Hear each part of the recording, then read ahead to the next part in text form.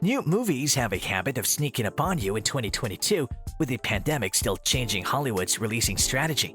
On the indie side, it's not uncommon for small films to play briefly in cinemas before silently arriving on a streaming service that you may or may not already pay for. On the major studio level, massive releases, some of which have been delayed for years due to the pandemic, can feel as if they have already come and gone, regardless of quality. Half the struggle is knowing what's available. This is when this list comes in handy. Today, we present the top 10 movies of 2022. These are the films that wowed us, moved us, and made us laugh so hard that we cried. Number 10, After Yang.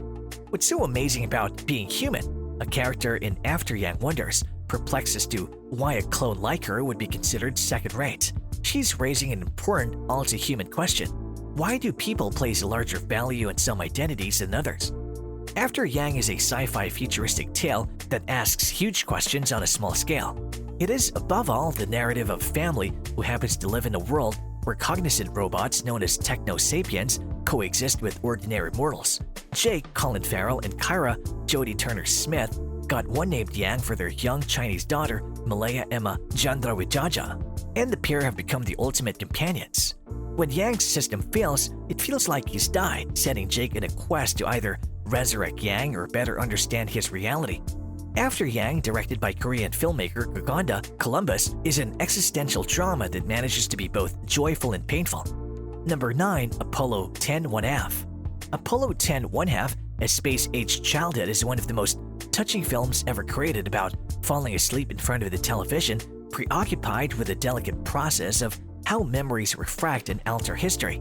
Looking back on his own quiet Houston childhood in the late 1960s, an age of social and political upheaval, director Richard Linklater tells the story of Stanley Milo Coy, a little boy with a NASA-working father, a slew of pop culture-obsessed older brothers, and a hyperactive imagination.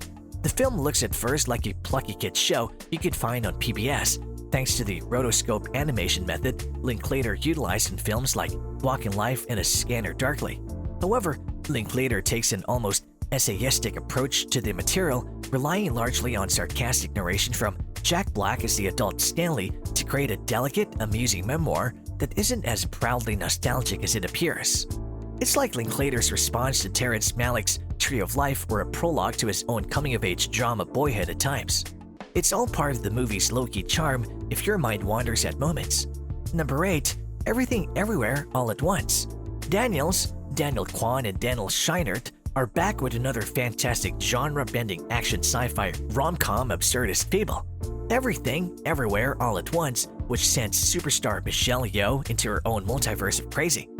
Evelyn Wang Yeoh, a Chinese-American laundromat owner, discovers she's at the center of a catastrophic conspiracy spanning parallel universes that threatens to destroy every world ever created unless she learns how to harness the powers of all of her alternate selves and save her family from oblivion. The film is a bit of everything: a martial arts popcorn film, a Wong Kar-wai-inspired sad romance, a cosmic science fiction buffet, a rom-com about people with hot dogs for fingers, and so on. Simply said, it has been to be seen to be believed. Number 7, Happening. Audrey Diwan's film won the renowned Golden Lion Award at the Venice Film Festival late last year, and it's an unflinching drama about a young woman trying to undergo an abortion despite the procedure's stringent legality in 1960s France. And a focused and ambitious student who doesn't seem to care what others think of her is played by Anna Maria Bartolome, whose energy fills the screen. When she learns she's pregnant, she's adamant about terminating the pregnancy, even if it means death or prison. The camera of Diwan remains fixed on the most horrifying moments of Anne's ordeal, making Happening a difficult but often amazing watch. Number 6, Hatching.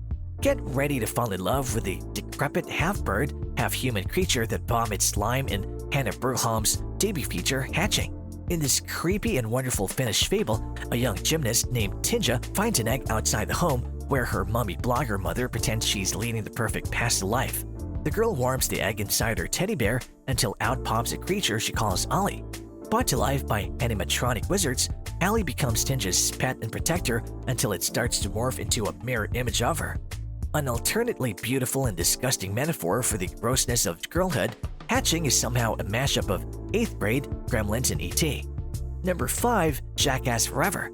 Question going into Jackass Forever, the fourth film in a series that has only grown in popularity since its debut as an MTV series was, how would this all age? The answer is quite spectacularly. Director Jeff Tremaine reunited with Johnny Knoxville and his merry band of pranksters Sweetie Pies, who have no shame and his seemingly endless tolerance for pain in Jackass Forever. From the opening, which recreates a Godzilla-type scenario using Chris Pontius' penis, to The Silence of the Lambs, an ingenious use of night vision to elicit terror and laughter, the bits are inspired. The new cast members, including a guy named Poopies, fit right in. But the joy of Jackass Forever is the camaraderie between these friends who have been into self-mutilation for perhaps a little too long. You cringe with Danger Aaron, hear Steve Distinctive O's rasp, and find yourself wrapped in a warm, disgusting blanket. Number 4. Kimmy. Leave it to Steven Soderbergh, who made the best speculative film about the pandemic, Scream. The Kevin Williamson, Wes Craven films have a special place in our heart, obviously because they are modern classics following final girl Sidney Prescott, the great Neve Campbell, as a Ghostface killer stalks her entire adult life.